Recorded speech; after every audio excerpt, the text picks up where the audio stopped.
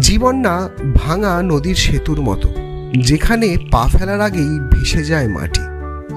জীবনটা বড়ই অদ্ভুত, বড্ড বেশি অনিশ্চয়তায় ভরা। এখানে কিছুই স্থায়ী নয়, না মানুষ, না অনুভব, না পরিস্থিতি। এই অনিশ্চয়তাই হলো জীবনের একমাত্র সত্য। এটাই বাস্তব। বাকি সব বাসনার খেলা, এক অস্থায়ী আশ্রয়।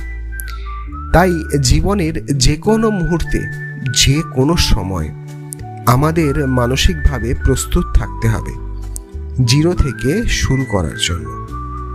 হ্যাঁ, সব কিছু ছেড়ে, সবাইকে পেছনে রেখে, একেবারে গোড়া থেকে নিজেকে আবার নতুন করে গড়ে তোলার মানসিক শক্তি রাখতে হবে।